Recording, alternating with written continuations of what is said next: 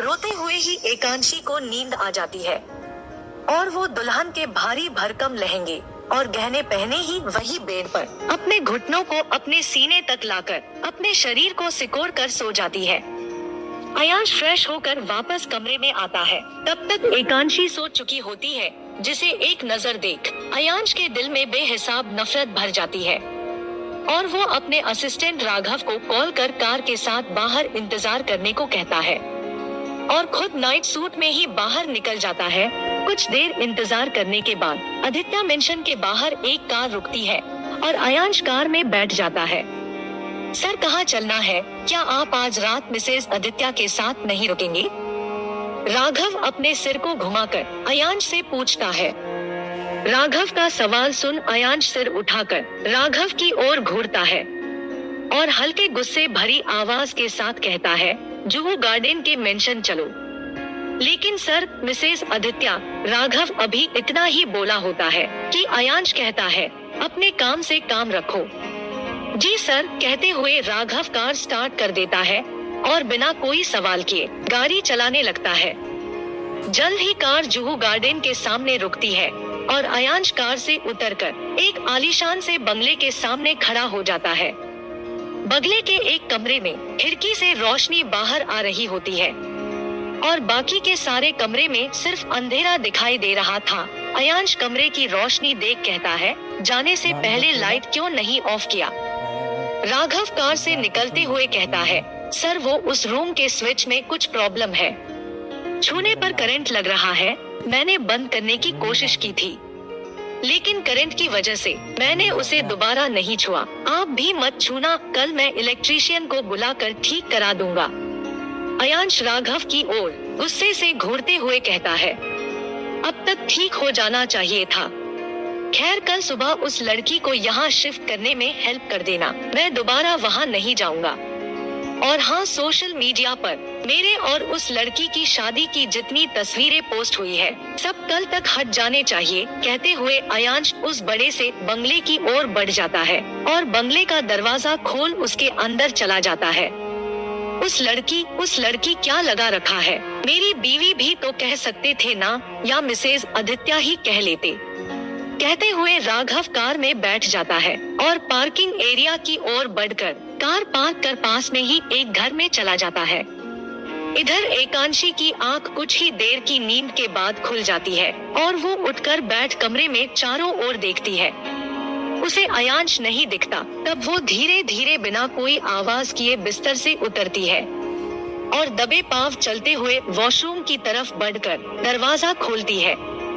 वहाँ भी अयांश को ना पाकर एकांशी एक गहरी सांस भरती है और अपने लहंगे को अपने हाथों से उठाकर चलते हुए खिड़की के करीब खड़ी हो जाती है। खिड़की के करीब कुछ देर खड़े रहने के बाद एकांशी वही खिड़की से लगकर बैठ जाती है और कमरे के सजावट को बहुत ध्यान के साथ देखने लगती है। फूलों से सजी बिस्तर, हर तरफ जलते कैंडल और कमरे के दीवारों पर फूलों से बना दिल और दिल के बीच एकांशी और अयांश लिखा हुआ देखते हुए एकांशी सोचने लगती है, मेरे ख्वाब का सारा हिस्सा यहाँ मौजूद है, बस एक को छोड़कर। एकांशी रोते हुए कहती है, 12 साल की उम्र से ही जिस शादी का मैंने ख्वाब देखा वो टूट गया, टूट के बिखर गया। सोचते हुए ही एकांशी के आंखों से बेतरतीब तरीके से आंसू बहने लगते हैं और वो वही फर्श पर बैठे दीवार से सिर टिकाए रोती रहती है। उधर अयांश अपने बंगले के अंदर जाकर सारे लाइट्स को ऑन करता है और हॉल से चलते हुए सीढ़ियों से होते हुए अयांश अपने कमरे में जाकर अपने कुछ घंटों में पूरी तरह बदल चुकी जिंदगी के बारे में सोचने लगता है। उसे 2 दिन पहले की वही रात याद आने लगती है जब नशे की हालत में एकांशी और वो एक साथ एक ही कमरे में थे। याद करते ही अयांश अपनी भवों को तान देता है और हथेलियों की मुट्ठी बना लेता है। उसके आंखों में गुस्सा और नफरत उभर आती है, जिससे वो उठकर टहलने लगता है, लेकिन फिर भी अपने गुस्से पर नियंत्रण नहीं रख पाता और अपने मुट्ठी से पास में पड़े टेबल पर जोर से मार देता है, जिससे टेबल पर लगा शीशा टूटकर नीचे बिखर जाता है और अयांश के मुट्ठी से खून आने लगता है। सुबह एकांशी की आंख मायरा की आवाज से खुलती है। भाभी, आप यहाँ नीचे क्यों सो रहे हो? और भाई कहाँ है? क्या वो आपके साथ नहीं थे रात में? मायरा का सवाल सुन एकांशी एक नजर बिस्तर की ओर देखती है और उसके आंखों के आगे अयांश का बेरुखापन तैर जाता है, जिससे उसकी आंखों में आंसू की बूंदें जमा हो जाते हैं, जिसे एकांशी मायरा से छुपाते हुए पोंछ लेती है और मायरा से दबी आवाज में कहती है, मुझे नहीं पता कि वो कहाँ है, मैं कल रात सो।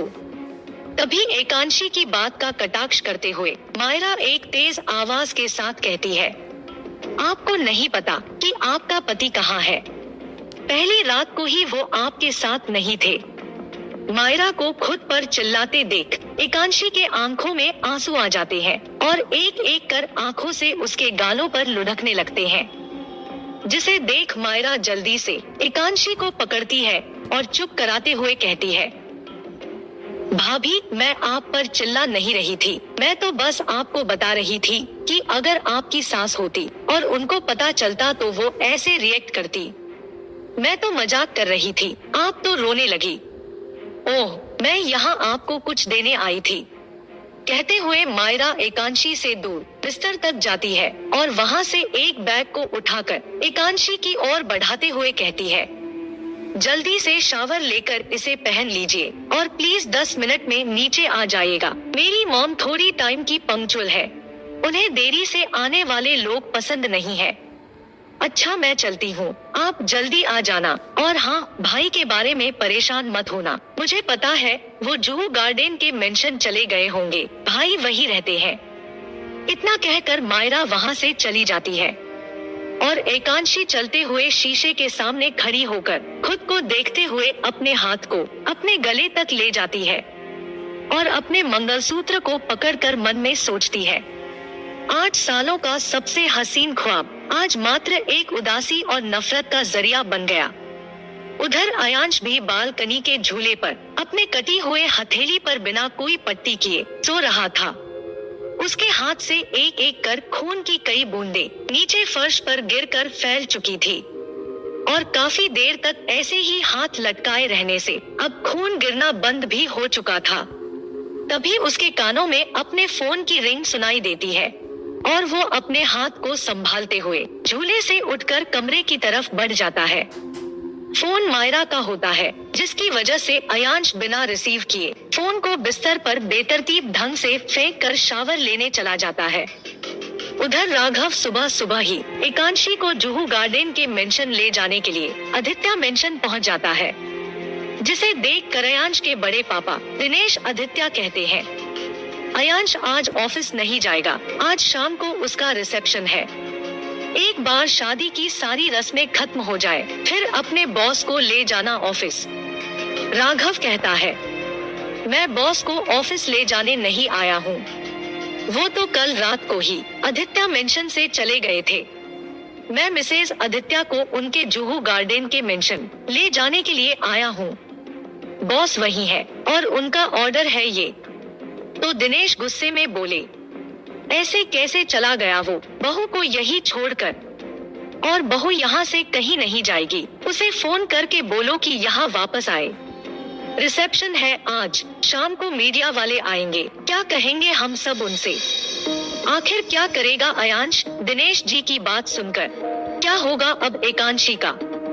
जानने के लिए सुने अगला एपिसोड सिर्फ प्रतिलिपि FM पर।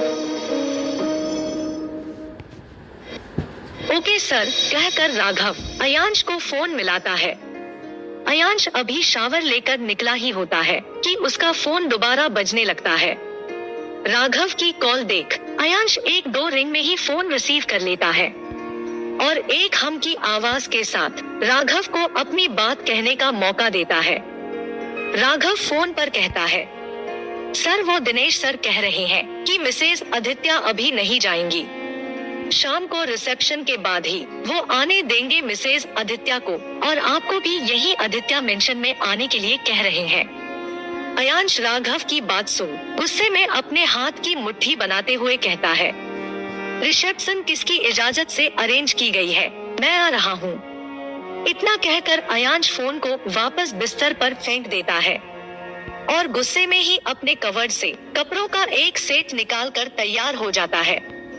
बालों को सेट कर, हाथ में महंगी घड़ी और चेहरे पर बेहिसाब गुस्से को लिए हुए अपने कार की चाबी और फोन को उठाकर घर से निकल जाता है।